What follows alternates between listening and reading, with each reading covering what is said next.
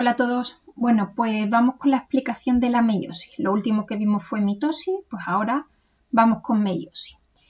Primero las características generales. En primer lugar se van a formar de esta división 4 células que son haploides. Recordad que los haploides eran los cromosomas que no iban por pareja, las células que no llevaban parejas de cromosomas. Y estas células se forman a partir de células diploides, ¿de acuerdo? Por otro lado, las células que se forman son los gametos, tanto óvulos como espermatozoides. En la meiosis hay dos divisiones meióticas. La primera división meiótica es donde se van a separar los pares de cromosomas homólogos y lo vemos aquí, ¿no? Esta célula ya lo primero que ha hecho es pasar por interfase, por la fase S y se ha duplicado el material genético, ya vemos las dos cromátidas. Y entonces en la primera división vamos a separar los pares de cromosomas homólogos, es decir, el 1 se va a ir para arriba y el 1' para abajo, el 2 para arriba y el 2' para abajo. Y en la segunda división meiótica lo que vamos a hacer es separar la cromátida, ¿de acuerdo? Vale, nos vamos ahora ya con detalle a explicar las etapas de esta meiosis.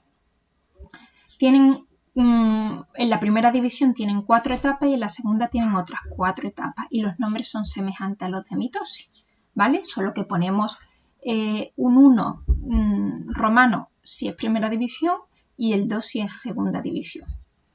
Empezamos con la profase meiótica 1, es la más larga y además tiene 5 etapas.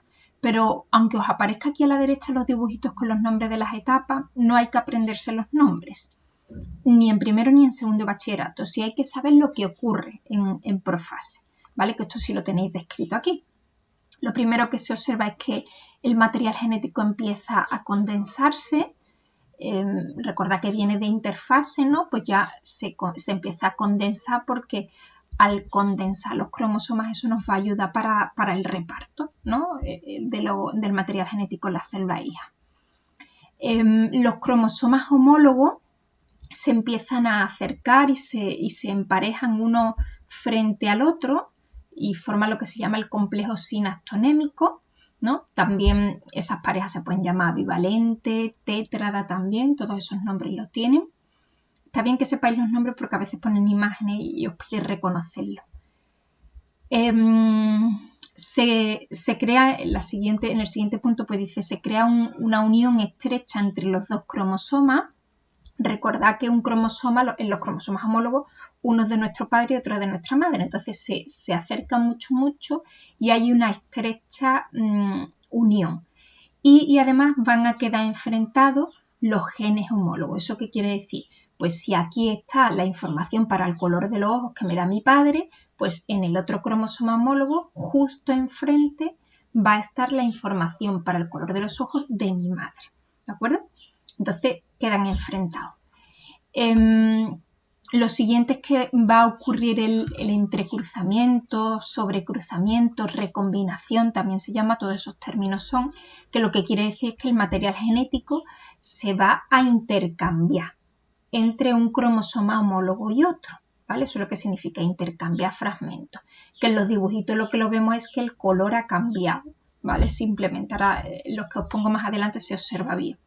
Con lo cual estoy mezclando la información de mi padre y de mi madre para sacar los gametos, ¿vale?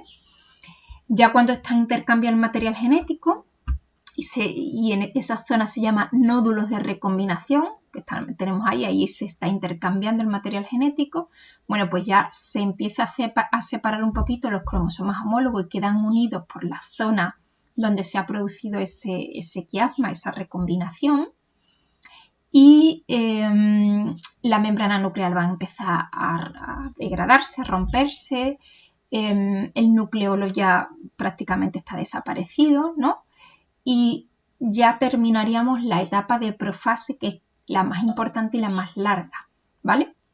A continuación pasamos a metafase, que si vemos ya no tenemos la membrana nuclear, ha desaparecido, los centriolos están en los extremos.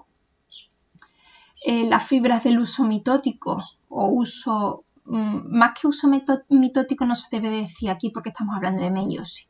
Entonces es más correcto decir o el uso acromático o el uso meiótico, ¿vale? Pero los libros utilizan más uso acromático. Entonces, estas fibras del huso acromático han puesto a los pares de cromosomas homólogos en el plano ecuatorial, aquí en medio, ¿vale? Y mira, aquí se ve muy bien dónde se ha producido esa recombinación, el quiasma. Veis que este fragmentito que es rojo está intercambiado con este azul, ¿vale? Uno de mi padre, otro de mi madre, y estamos mezclando. La información aquí ocurre igual, este fragmentito azul está intercambiado con este rojo, ¿vale? Entonces, eso sería metafase, están los cromosomas homólogos en el plano ecuatorial. Siguiente, anafase meiótica 1, pues las fibras del huso mitótico empiezan a cortarse y tiran de los cromosomas homólogos. Estos irían hacia el extremo de arriba y estos que están aquí abajo hacia el extremo de abajo, ¿vale? La manera de migrar puede ser diferente, a ver si lo entendemos. Lo que le da variabilidad a la célula, por un lado, es la recombinación, que ya la hemos visto, es decir, que se intercambien los fragmentos de ADN entre mi padre y mi madre, eso me va a dar variabilidad en los gametos. Y por otro lado, lo que se llama la segregación.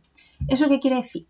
Pues que este cromosoma que está aquí, lo mismo se podía haber ido para arriba como para abajo, ¿de acuerdo?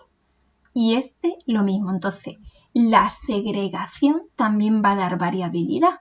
No solo la recombinación, sino la segregación, porque un cromosoma se puede ir tanto para arriba como para abajo, y esto es al azar, con lo cual me va a dar mucha más variabilidad.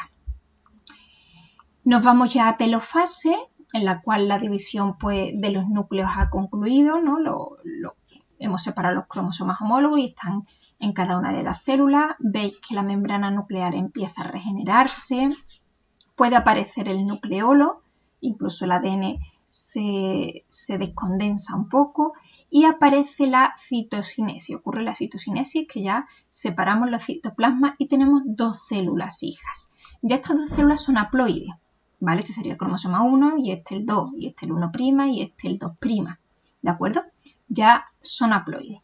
Ahora entramos dentro de la segunda división meiótica, que los nombres son semejantes, solo que le ponemos el 2 en número romano, ¿vale?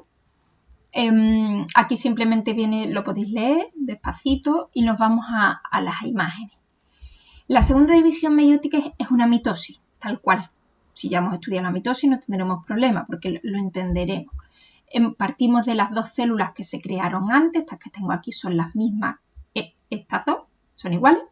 Entonces partimos de esas dos y lo que va a ocurrir en profase es que la membrana nuclear se va a romper, se empieza a desaparecer, el nucleolo tampoco se ve, los centriolos van a los extremos y el huso mitótico empieza a formarse. En metafase 2, pues el huso acromático, pues coge y va a llevar los cromosomas al ecuador de la célula, los tiene por aquí, los ha puesto. En anafase, las fibras del huso acromático van a tirar de las cromátidas, estamos separando ya cromátidas y se la lleva a los extremos. Fijaos que siempre se respeta los fragmentos de colores, ¿vale? Mantienen el intercambio de ADN en todas las células. Y finalmente en telofase, bueno, pues ya las cromátidas han llegado a los extremos, se va a empezar a regenerar la membrana nuclear, aparecerá el nucleolo, los cromosomas se descondensarán y lo siguiente ya será la citocinesis, ¿de acuerdo? Que formará 4 células haploides con su dotación cromosómica n igual a 2, ¿vale? Partimos de una célula 2n igual a 4, os la pongo, esta, 2n igual a 4 y terminamos con una célula n igual a 2. Aquí también la variabilidad nos la da la segregación, que nos lo he dicho antes.